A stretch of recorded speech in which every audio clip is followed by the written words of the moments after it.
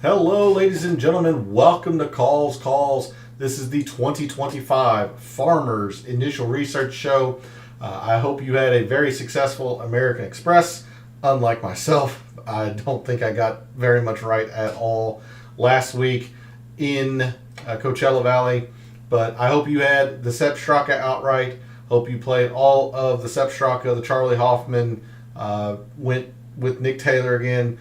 You had all of the good plays, avoided all of the bad plays. So feel free to jump in chat. Let me know how your week went last week and moving forward, how you feel about the Farmers and Torrey Pines in general.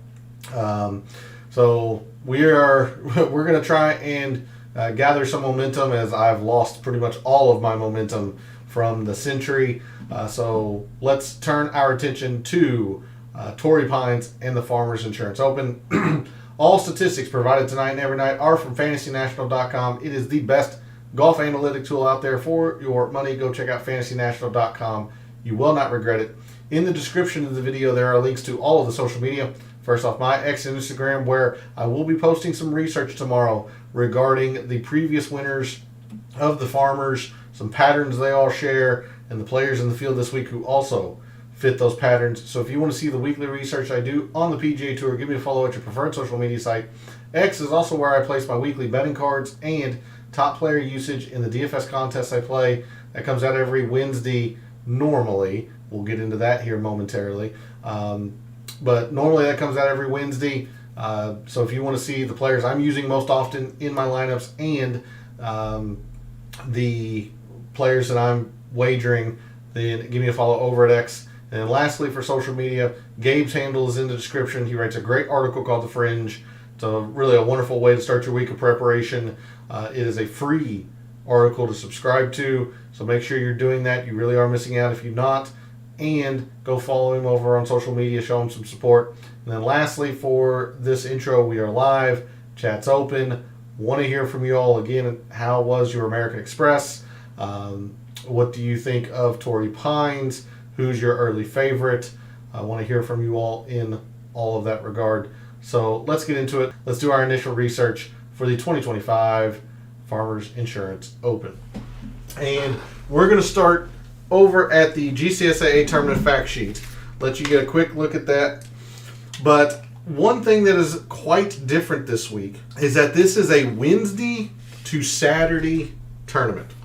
So I will make sure to mention this again at the end, but the calls schedule for the week is going to be Sunday, Monday, Tuesday. That's right. The DFS Tactics show will move to Tuesday night to get our lineups prepared and optimized, because the Farmers, and they've done this now for a few years, the Farmers is starting on Wednesday to not compete with NFL Championship Sunday, AFC, NFC Conference Championships.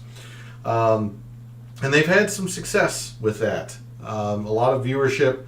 So just make that, reminder to yourself that this tournament goes Wednesday to Saturday.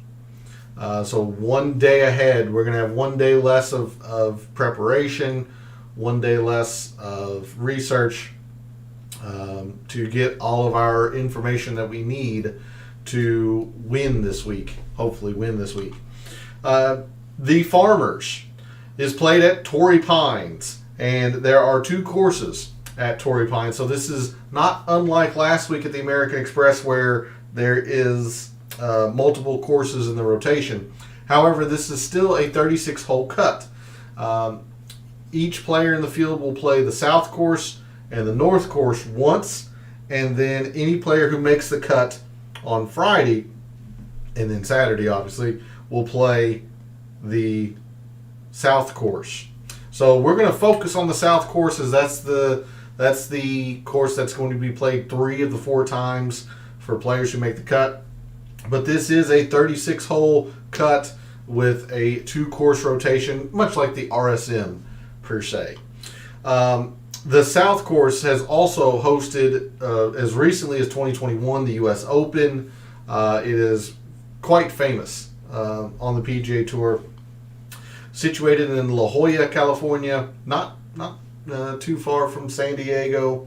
Also, probably not too far from the fires out there. The distinguishing feature of La Jolla is that it is the longest course on tour when you factor in elevation and whatnot. Almost 7,800 yards.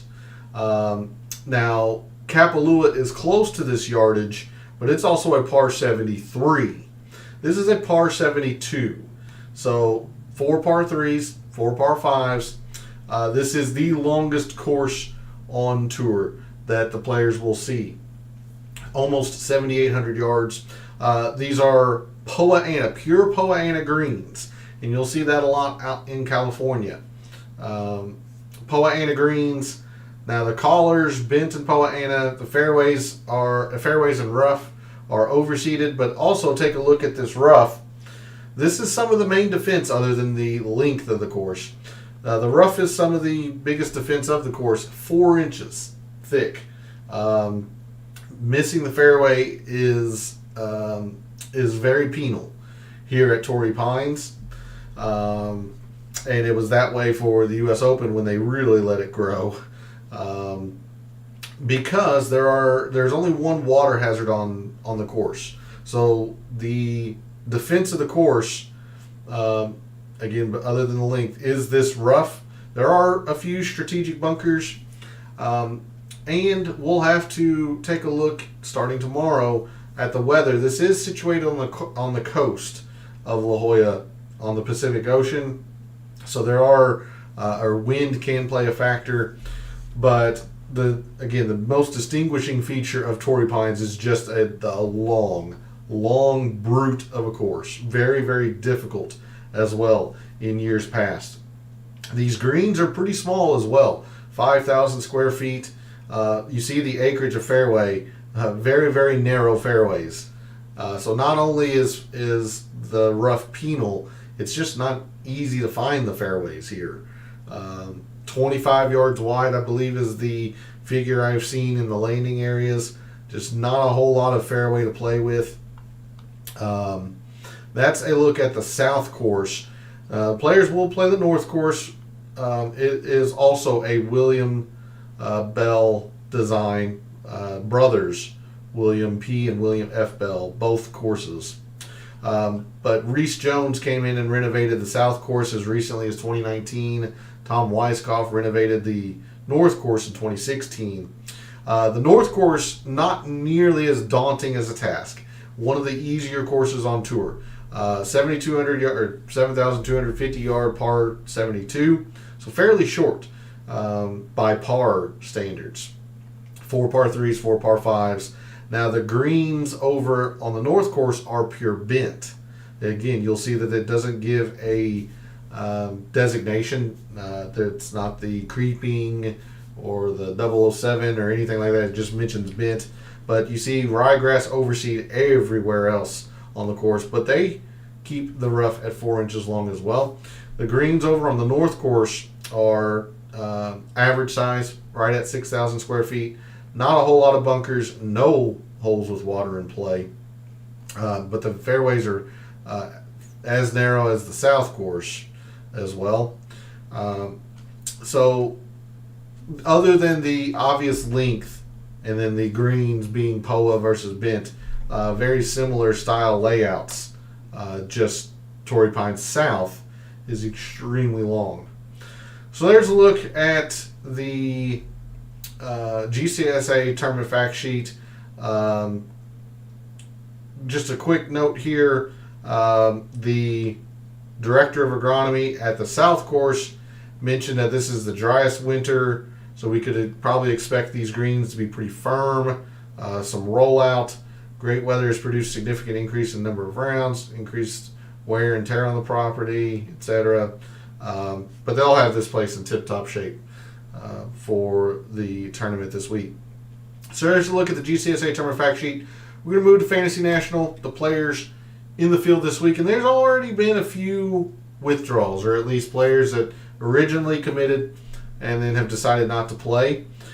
Nikolai Højgaard Colin Morikawa, Tyler McCumber, and Mackenzie Hughes all originally had committed to playing and have since backed out of playing. The 4 players, I believe, that have taken their spots in no particular order: S.H. Kim, Wesley Bryan, Hayden Springer, and Pearson Coody. I believe these 4 were the top alternates that have taken those 4 spots. You see they've added a few players down here. Since players have withdrawn, they've added some more alternates. Dylan Wu and Kevin Tway were given sponsors exemptions today, or maybe yesterday, but they are also in the field. So looking at the players in the field this week, if we take a look at the performance from all of 2024 and what little of 2025 there is, and again, the American Express finished, maybe a couple hours ago, so no American Express from this past week, no stats in Fantasy National yet. But in terms of performance, since the beginning of 2024, the top players in the field this week are Ludwig Aubert, Hideki, Mav McNeely, Aaron Rai, Max Grazerman, Sung Jae, Ben Griffin, Tony Finau, Taylor Pendrith, and Luke Clanton. The Farmers generally attracts a very strong field, and no different this year. In addition to the big names like Aubert, Hideki, Tony Finau, Sahith Theegala, Shane Lowry, Siwoo, Bhatia, big names here at the Farmers at Torrey Pines this week, and generally every time the tour stops in La Jolla. There's a look at your top players in terms of total performance. Before we go to the Fantasy National course breakdown, let's take a quick look at these historic conditions. And you'll notice that every once in a while you'll see a couple rounds that are easy. Don't be fooled. Those are on the North course. Those are on the North. Now, the South course, at least last year, played average the first couple of rounds. But generally speaking, you're going to get difficult. You're going to get Torrey Pines and difficult. Average to difficult. Very, very rare do you see Torrey Pines play easy. You can get a few rounds of average, especially if the winds are calm. But this is not an easy course. Not an easy course by any means. So, if anything, we'll look at the difficult relative to the par filter for Torrey Pines South. But let's go to the course breakdown in Fantasy National. Take a look at Torrey Pines South, at least, in terms of a graphical and scorecard view. There are a couple of good scoring opportunities around Torrey Pines South, but very, very quickly you run out of those scoring opportunities. So the easiest hole, the par 5 6th, does yield an eagle at 2.5%. Let's see if I can, does zooming in make it any better or worse? It cuts off what hole it is. So par 5 6th, 2.5% eagle rate. Does play to 4/10 of a shot under par. You also have the par 5 18th. The only water on the course is the little pond, I guess, guarding the green. Plays to 1/4 of a shot under par. The other par 5s, 2/10 of a shot under par, 2/10 of a shot under par. Those are your 4 best scoring opportunities. You do have a par 3 that plays essentially right at par. You have a shorter par 4 that plays a few hundredths under par. But that's quickly it. Quite literally the 12th most difficult, or to say the 5th easiest is still, or 6th easiest is still over par. The par 4 12th at 505 plays to 1/3 of a shot over par. You got several holes that play close to 1/4 of a shot over par. Quarter there, almost 1/4, 2/10, 1/4 of a shot. Lots and lots of bogeys around Torrey Pines. Just a very, very difficult test of golf. especially because of the length. If we move to strokes gained by shot type per round, no real surprise with the length of the course. That approach is going to be one of the major focal points here. Around the green does carry a lot of weight because of the length of the course. Players aren't hitting the greens all that often, and these greens are small, at least on the south course. So around the green will play a pretty decent factor. We move to the top fives. Of course, if players are playing well, they're going to be making putts, but generally about the same distribution here. Off the tee does try to catch around the green. And then for your winners, it's more of a ball striking course for your winners. You see the approach. Of course, the winners are going to be making some putts, but they're generally keeping the ball in play. We'll look at some distance here momentarily, but they're generally keeping the ball in play. They're gaining strokes off the tee, and then their irons are usually pretty good as well. Strokes gained by hole by par, as you would expect, especially on a very difficult course. The par fives are leading the way, moving through the top fives, still much the same. And for our winners, they're playing these par threes very well. Looking at these par threes, you've got one that's 400ths over par, the easiest, which is essentially right at par.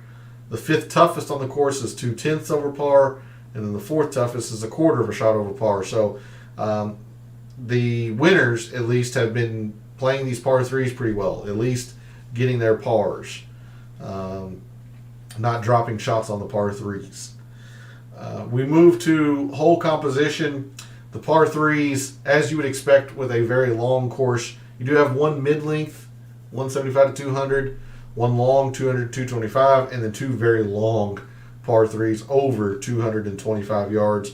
You got 227, and let's see, 201, 225 right on the number. So long par threes. Your par fours, not drivable, but short par four, the only par four that plays under par. Par four second at 389 there. A couple of shorter at 400, 450, but the majority of your par fours, 6 of the 10, 450 to 500, and they're on the longer end of that spectrum. 480. 454s is not 462, 454, 490, 451. Lots of longer par fours. And then one very long par four, the 505, plays to a third of a shot over par. Your par fives splitting the 600-yard barrier or cutoff, I guess, to under 600 to over 600 yards. So there's a look at the whole composition from Fantasy National. Again, lots and lots of longer par fours. So we'll take a look tomorrow in the Data Dive show if this range of par fours really does merit consideration or looking at by themselves, as opposed to maybe saying all par fours or whatnot. Approach shot distribution, again, with a very long course, and whenever professionals can, they will try to get aggressive on these par fives. So a myriad of 200 plus approaches and some 175 to 200. So again, in the Data Dive tomorrow, we'll take a look at if these ranges merit consideration against the full field averages, or if they really do help statistically top performers play well here if they're succeeding from these ranges. But the majority of approach shots, as you would expect, come from 200 plus and several more from 175 to 200. Historic cut line, again, remember, even though Torrey Pines South is very difficult, the North course is pretty darn easy. So your cut line has generally hovered in this -2 to -3 range. If conditions are very difficult, it can get upwards to even on a very easy course like the North, which can that's probably meaning that the wind is picked up, and all that. It has gotten to as low as -5 for a 2-day cut. Again, a lot of that is around the North course and how easy it plays. But generally, you're looking in this -1 to -3, more so than 2 to 4. -1 to -3. This is not an easy cut. You're gonna have to play well to make the cut here at the Farmers. Scoring distribution, almost 20% bogeys, and this doubles bar is pretty darn high versus birdies at 16 or almost 17%. Eagles are non-existent. So stacking up scores that are over par, much higher than the scores that are under par, it's going to lead itself to being pretty difficult. Driving accuracy, much less here than the average tour event. Professionals know they have to hit driver, as we can see as we skip ahead to this driving distance. Players have to hit driver just because of the length of Torrey Pines, and these fairways are narrow. Driving accuracy is quite low here. Greens in regulation, quite low here. Not easy greens to hit. Scrambling is not easy here. So all three of these lend itself to being difficult already. Driving less, greens less, scrambling hard, not easy here. And the 3 putts per round are higher, even though these are smaller greens. One, they're POA Anna, which are very tricky to putt on anyway, and they are generally kept very, very fast, even lightning sometimes. So you get unpredictable greens that are really fast. Players are going to struggle. So we'll have to see if 3-putt avoidance might be something we want to look at as well. We talked about the distance a little bit, just because the course is so long. Players know they just have to hit driver off majority of these par 4s. And then proximity, as you would expect, with a very long course, difficult to hit greens. Proximity here is further away than the average tour event. So there's a look at Torrey Pines South in terms of a scorecard and graphical view. We'll move our way back to the players in the field this week. And I think the first thing we're going to take a look at just makes a lot of sense. We're going to take a look at long courses. Those that are defined as over 7,400 yards on Fantasy National. I was a little worried that we might not have enough rounds of data, but Max Homa with 37. Majority of these players have upwards of teens in terms of number of rounds. That should be enough.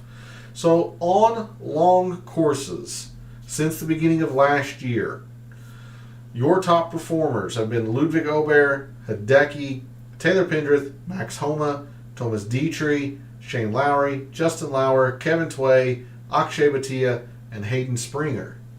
So do note that 2 of the alternates that have gotten in are in the top 10 in terms of total performance on long courses since the beginning of last year. Again, skipping Colin Morikawa, he has withdrawn. We can take a look at difficult. I am not as confident in this filter yet until we see what the forecast is like, and we'll take a look at that starting tomorrow. Because if the winds are calm, Torrey Pines can play to average. I mean, it does lighten up a little bit.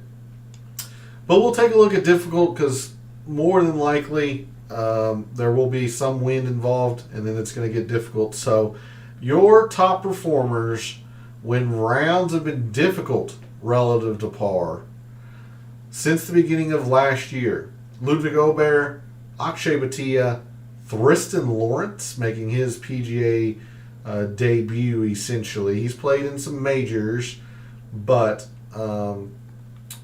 making his kind of regular PGA Tour event debut. Mark Hubbard, Andrew Novak, Shane Lowry, Hideki, Max Homa, Davis Riley, Phillips, and Garrick Higo. If we take a look at, remove the difficult filter. We saw that approach is going to be quite mandatory this week around Torrey Pines. So your top approach players in the past 12 plus months: Tony Finau, Aaron Rai, JJ Spawn, Doug Gim, Hideki, Kurt Kitayama, Johnny Vegas, Andrew Novak, Shane Lowry, and Siwoo Kim are your top 10 in terms of approach. Taking a look at around the green, it's going to be a big factor this week. Your top around the green players: Hideki, Harry Hall, Tony Finau, Aaron Baddeley, Bo Hostler, Mav McNeely, Robbie Shelton, Ben Griffin, Andrew Putnam, and Sungjae. And yeah, we'll take a look at Poa Anna. In fact, let me grab my notes here. The courses that are pure Poa Anna: Pebble Beach, Riviera, and Torrey Pines. So we'll have to include several years here, but we'll go back to the beginning of 2023. Courses, we're going to start with Pebble Beach. Pebble, and then Riviera, host of the Genesis Invitational, and of course Torrey, where we are this week. Yeah, there's not a whole lot of rounds here, 16 at most.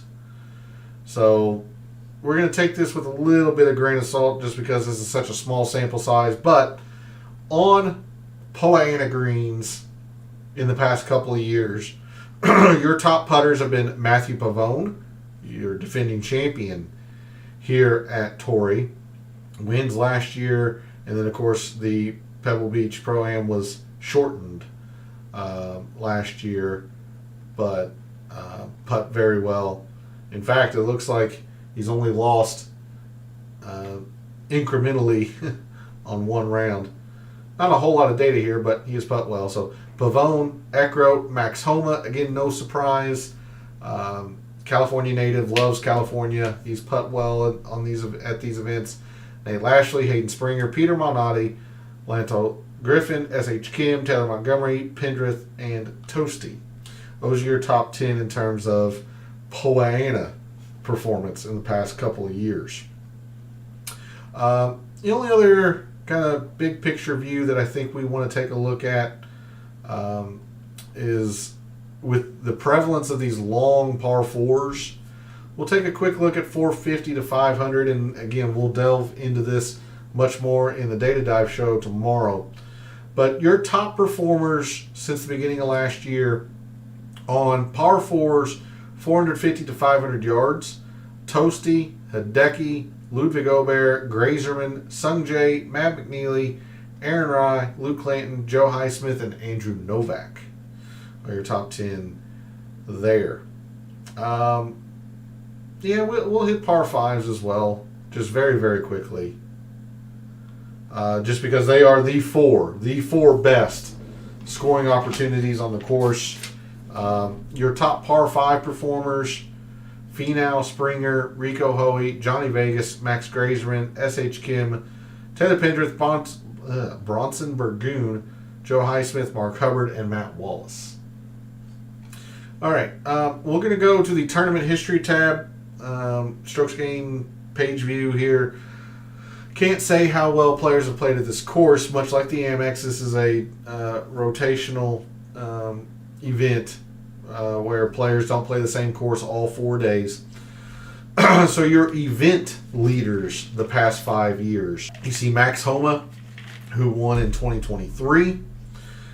He has played very, very well here, 4 for 5. He did miss the cut in 2022, but a win, a top 10, 2 more top 20s. He's been stellar here. Tony Finau has been spectacular here. Runner-up, 3 more top 10s, missed cut.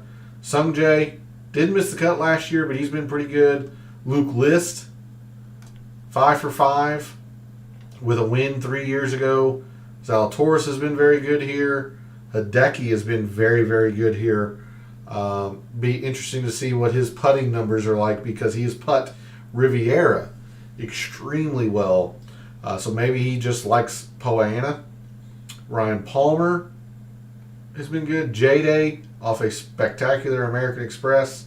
Keegan has been good. Taylor Montgomery, surprisingly, considering this is requires a lot of off the tee and iron play, a lot of ball striking in general, and that's something that Taylor Montgomery generally struggles with.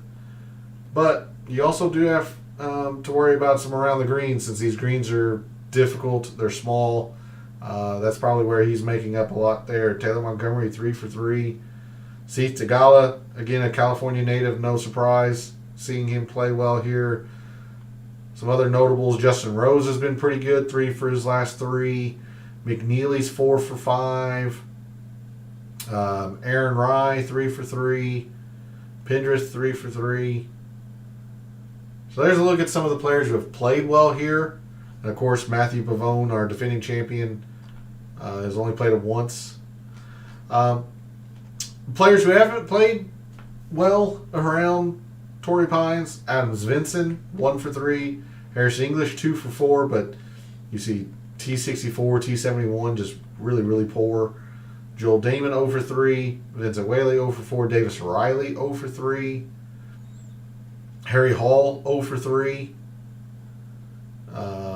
Let's see, some others here. Andrew Novak, 2 for 3, but very poor. Kurt Kitayama's 0 for 2. Interesting, because his long irons are his bread and butter. You would think that he would have performed well here, but he's missed the cut both times. If we look at the farmers, let's try to spin it. There you go. There's your answer. He's just lost a bunch on the greens. He gained 1 3 years ago. Lost a 10th last year. He's actually been decent off the tee. He just hasn't putt polo very well. So that explains that. Kitayama's not been very good here. Eric Cole, 0 for 2. Lee Hodges, 0 for 3. Buckley, 0 for 3. There's a few of the players who have not played well around Torrey Pines. So with that, we'll move to Microsoft Excel just very, very quickly. Just take a quick look at some of the players in the field this week and what they have done well around here. I was mentioning Taylor Montgomery. He actually hadn't hit his irons very well. He's just making it all up in the short game. I mentioned Hideki. He's only losing 2/10, but you see he's done very, very well with his irons around the green. So if we filter out all the players who have only played it once, I don't know why I highlighted all those. If we sort out the players who have only played it once and look at players who have played here consistently, year over year, what have they been doing well? I'm a little surprised to see as many negatives in approach as I do. Montgomery, Sam Stevens. Not a whole lot in off the tee here. Now you'll notice that not a lot of players are negative. We only have 1 from Hideki in terms of negative off the tee. But there's not a whole lot gained here either, other than Luke List maybe. So these guys are gaining. It's just not a whole lot in terms of raw numbers. Instead, like if we go to the top players who have averaged the top 35, this is a 0.9, whereas around the green, 0.7. Okay, Bramlett's killing that. If we remove Bramlett, I wonder what that does. 0.9. So there's a lot more it looks like to be gained around the green. Putting, Taylor Montgomery's leading that with the 3.3, but fairly solid here in putting as well. Moving over distance, greens, like you got to have some distance here to contend. All of these players are positive in distance, basically. Rye is essentially field average. Sungjae's essentially been field average. But look at these players here. Finau, long. Sam Stevens is long. Zalatoris used to be long. We'll see how he maneuvers, coming off of this back injury. Luke List, long. Dietrich is very long. Tagala's long. You gotta have some length to contend here at Torrey. Surprisingly, fairways aren't that big of a deal, at least for the players who have consistently played Torrey well. Instead, you got to be good with your long irons. You got to be good with hitting greens. Other than Taylor Montgomery here, that's a lot of correlation. It's a lot of correlation. Moving to birdies, bogeys. Again, the higher raw numbers probably going to be in the birdies gained. I would think the more consistent metric would be in the bogey avoidance. This is a 1.8, a 2.5. Okay. We might be looking at both this week. Who can get some birdies on long courses, who can get birdies when it's difficult. But generally speaking, who can avoid some bogeys. If pars are generally good scores, and pars are generally good scores around Torrey Pines South at least, who can avoid bogeys. So we might be looking at both of those this week. Moving to par threes. Yeah, just like we saw in Fantasy Nationals course breakdown, par threes, at least for the winners, have contributed quite a bit. You'll notice anyone who has played multiple years and has averaged a top 35, not a single one of these players is negative in par threes. Not a single one. It's a big deal. There isn't a whole lot to be gained here, but as long as you're gaining your pars, that's what you need to do. So, par threes. Moving to par fours.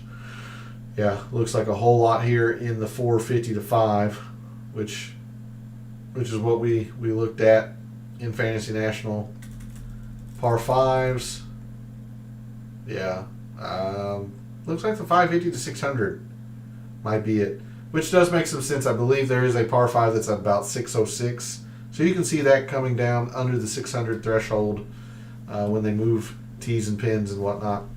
And then finally, taking a look at proximity, mainly interested in this 200 plus. Kind of hit and miss. Pendrift's been really bad. Max Homa hadn't been great, but Max Homa's been very good here, so Now Luke List has been terrific from that range, former champion. Rye has been very good from that range, has had some success here. So interesting to see. We'll dig into that tomorrow much more in the data dive. And speaking of tomorrow, be on the lookout. I'll be going through my form, winter form, the winter matrix, putting some research out over on social media. That'll come back tomorrow, and none too soon because, as I mentioned, we have a short week this week. I'll keep reminding you throughout the week, this is a Wednesday to Saturday tournament. So the DFS Tactics show will move to Tuesday night this week. So make sure you set your reminders and plan out your week accordingly. You do have one less day to put lineups together and put wagers together for the farmers. It is a Wednesday to Saturday tournament. That's going to do it for the initial research show. Thanks to everybody who tunes in, watches, listens, supports the channel by liking the videos, commenting, and subscribing. I always appreciate it. Love what I do. Taking a very in-depth look at golf statistics, giving you a statistician's view of what he sees, trying to help us all win a little bit of money in the process. Some weeks better than others. Hopefully you didn't listen to too much I said for the American Express. That one was very, very rough this week. So we're going to try to get back on the right track for the farmers and on a short week. Thanks again for all the support, for all the wagers you made this past week for the American Express, for all the DFS contests you played this past week at the American Express. And until I see you tomorrow night for the Data Dive show, may all your bets be profitable.